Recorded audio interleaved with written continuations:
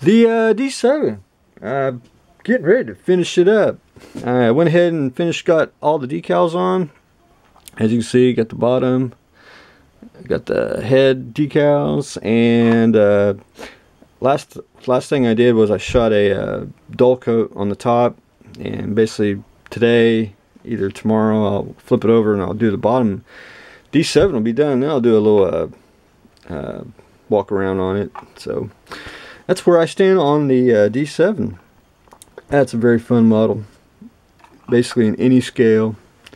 The Enterprise, last I left off on that, I did get all the parts back on. I finished up putting all the decals on, and the last thing I had to do was put the little rust ring on. And I'm not a too big fan of the rust ring. I like it more of a, I don't like it pronounced. I like it very, very subtle, where basically when you get up on it, it's when you really see it. I think it makes it look more more realistic.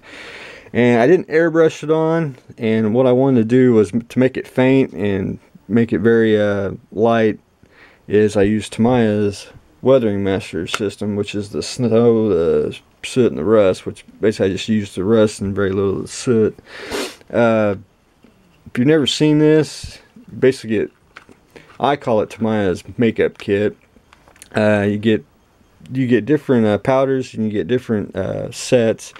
Comes with a little brush and a makeup applicator, which I'm not a big fan of. If you're going to get this set or use any of it, go to the Sally's Beauty Supply and get you some real sponges. I always use paint brushes, and I go get the craft ones, which they're a little harder bristle.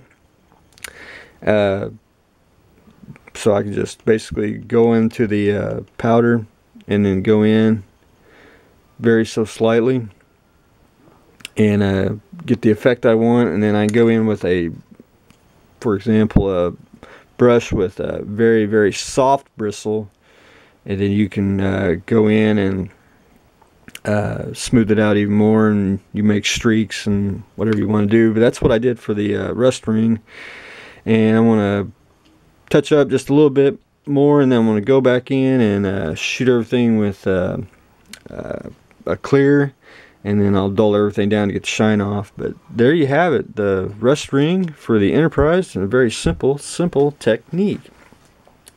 So I'm looking forward to finishing that off, finishing the D7, and then a little overview of the D3. I wanted to show everyone before I actually got any farther along. I got the tub, the engine bay, and the engine done, and then basically I'm up to painting, and I'll probably start that this couple of days. Just making sure everything's dry. I'll probably shoot a primer first and then paint everything. The machine guns, I wanted to show everyone here. You got two versions. You can either use a kit supplied gun, which I don't know if right there, or you can do the photo etch one, which is makes the barrel more realistic, which I like real well. All I did was cut it off the fret, took a drill bit, rolled the photo etch to make the barrel diameter, and super glue that on. And if you can see the front here, you get a front piece, and that's got the target. It's supposed to fit onto the barrel. It really didn't fit, so what I did was I whacked off the barrel end, put the target piece on, super glued that on, and I glued the barrel onto that and made it more of a flush. But there you have it.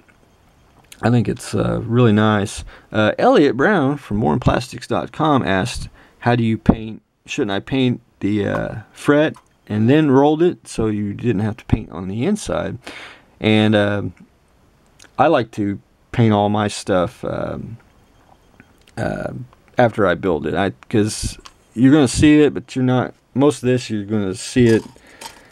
For example, it's going to be covered up, so you don't have to paint super detail it, because the shadows will take care of it. But if I can't actually, once I get these painted, and if you can see a little brass on the inside, I'll take some ink and I'll just let it flow in there, or some watered down black paint, and just drip it in and wash it around, and I should be good to go. But that's It's actually a very, very fun kit. I mean, once you really start building, you just can't stop. And basically on this one, I've got everything in. Got the machine guns built, and basically primer, and then I'll shoot some, I'll paint whatever the instructions call for the motor, the seat, and all that.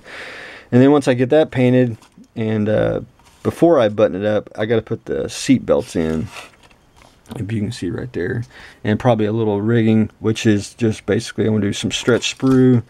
If you can see the rigging here, and I'll just basically glue it to a point, and then that's all you can be able to see through the open cockpit. And then just a quick up next, after the D7 and the Enterprise, will be the NX and the refit. We'll build them at the same time because they are basically the same kit, just a little extra added, and we can get them built and painted and decaled. And these are no lights, just like them, so they will look good all sitting together. That's what I got going on today, so stay tuned for the next exciting episode.